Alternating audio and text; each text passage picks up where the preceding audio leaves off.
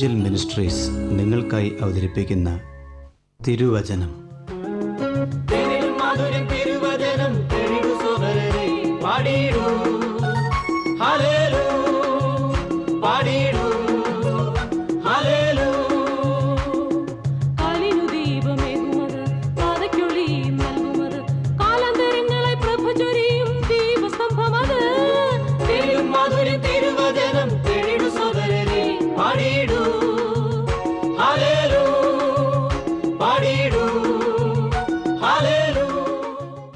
ഇന്ന് നമ്മോട് ദൈവവചനത്തിൽ നിന്ന് സംസാരിക്കുന്നത് Suviseshakan James M Thomas Nedumbassery. പ്രാർത്ഥനയോടെ ശ്രദ്ധിച്ചാലും. കഴിഞ്ഞ അനേക നാളുകളായി നാം തുടർന്നു വന്നിരുന്ന യൂദ ലേഖന പഠനത്തിൻ്റെ അവസാനത്തെ എപ്പിസോഡാണ് അങ്ങ് ശ്രദ്ധിച്ചുകൊണ്ടിരിക്കുന്നത്. ഇവാഞ്ചൽ മിനിസ്ട്രീസ് ക്രമീകരിക്കുന്ന തിരുവചനം എന്ന വചന പഠന പരമ്പരയിലേക്ക് ഹാർദമായി സ്വാഗതം ചെയ്യുന്നു. യൂദ എഴുതിയ ലേഖനത്തെ അധികരിച്ചുള്ള അവസാനത്തേതും 167-ാമത്തേതുമായ എപ്പിസോഡിലേക്ക് ഹൃദയപൂർവ്വം അങ്ങയെ സ്വാഗതം ചെയ്യുവാൻ സന്തോഷമുണ്ട്. അപ്പോൾ തന്നെ കഴിഞ്ഞ 167 എപ്പിസോഡുകൾ കേവലം 25 വാക്യങ്ങളുള്ള ഈ ലേഖനത്തെ അധികരിച്ച് നമുക്ക് ഒരുമിച്ച് ചിന്തിക്കുവാൻ ബലപ്പെടുത്തിയ ദൈവകൃപയ്ക്കായി തിരുനാമത്തെ സ്തുതിക്കുന്നു. നാം ഇപ്പോൾ ഓർത്തുകൊണ്ടിരിക്കുന്നത് 25-ാം വാക്യത്തിൻ്റെ അടിസ്ഥാനത്തിലുള്ള ഒരു പ്രത്യേക വിഷയമാണ്. അതായത്, ദൈവസ്നേഹത്തിൽ സൂക്ഷിക്കുന്ന ഒരുവന് ദൈവത്തിന് സർവമഹത്വവും പുകഴ്ചയും ആരാധനയും നൽകുവാൻ കഴിയും എന്നുള്ള വസ്തുതയാണ്. നാം 25-ാം വാക്യത്തിൽ ഇങ്ങനെയാണ് വായിച്ചത്: നമ്മുടെ കർത്താവായ യേശുക്രിസ്തു മുഖാന്തരം നമ്മുടെ രക്ഷിതാവായ ഏകദൈവത്തിന് തന്നെ സർവകാലത്തിനു മുൻപും ഇപ്പോഴും സദാകാലത്തോളവും തേജസ്സും മഹിമയും ബലവും അധികാരവും ഉണ്ടാകുമാറാകട്ടെ. ആമേൻ.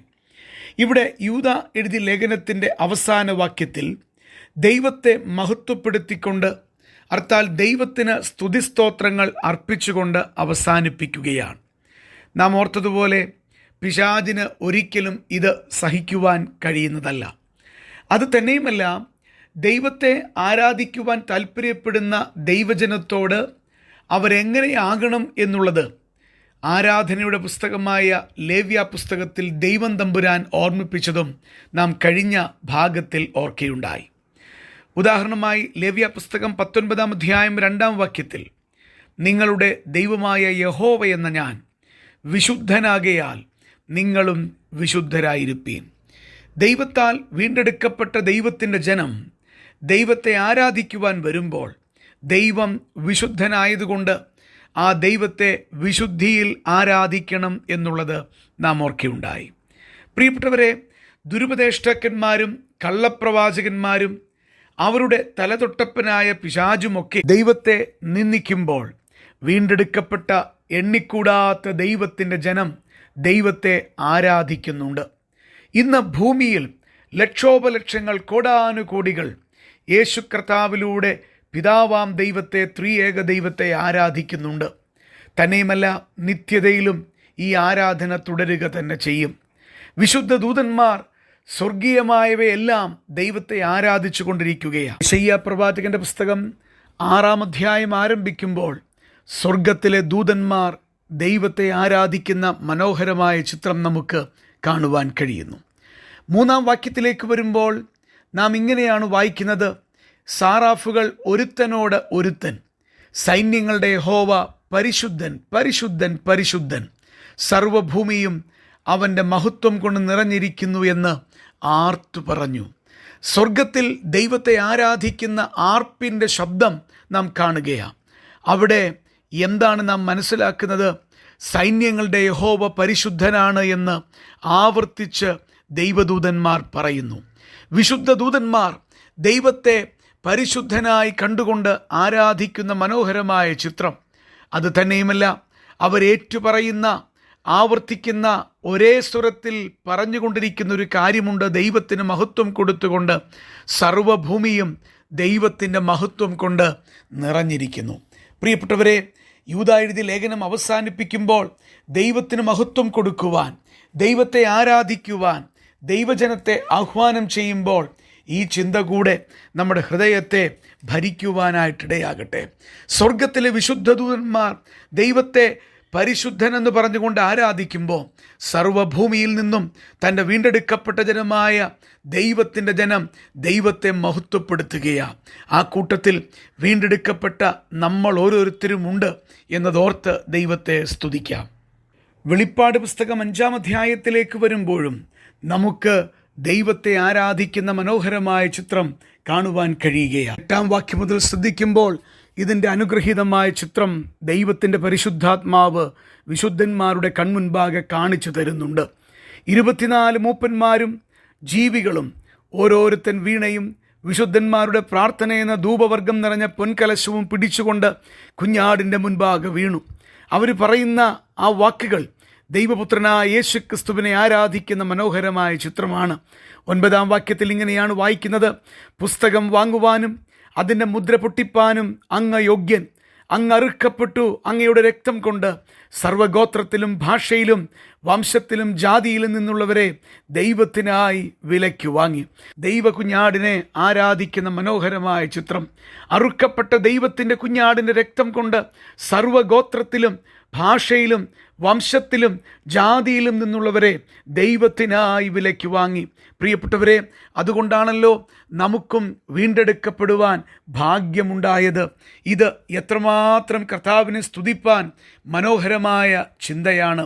12-ാം വാക്യത്തിലേക്ക് വരുമ്പോൾ നാം ഇങ്ങനെ വായിക്കുന്നു: അവർ അത്യുച്ചത്തിൽ അറുക്കപ്പെട്ട കുഞ്ഞാട് ശക്തിയും ധനവും ജ്ഞാനവും ബലവും ബഹുമാനവും മഹത്വവും സ്തോത്രവും ലഭിപ്പാൻ യോഗ്യനെന്ന് പറഞ്ഞു.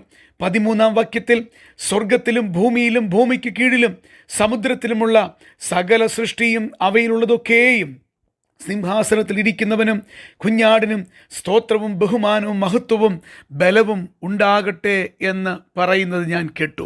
പ്രിയപ്പെട്ടവരെ, ദൈവത്തെ ആരാധിക്കുന്ന മനോഹരമായ ചിത്രത്തോടെ യൂദായുടെ ലേഖനം അവസാനിപ്പിക്കുമ്പോൾ അവസാന പുസ്തകമായ വെളിപ്പാടിലും ദൈവത്തെ ആരാധിക്കുന്ന മനോഹരമായ ചിത്രം നമുക്ക് കാണുവാൻ കഴിയുകയാണ്. എന്നെ ശ്രദ്ധിക്കുന്ന പ്രിയപ്പെട്ടവരെ, ഈ പുസ്തകത്തിൻ്റെ പഠനം അവസാനിപ്പിക്കുമ്പോൾ ദൈവത്തെ മഹത്വപ്പെടുത്തുവാനുള്ള ആഹ്വാനമാണ് ദൈവത്തിൻ്റെ പരിശുദ്ധാത്മാവ് തരുന്നത്.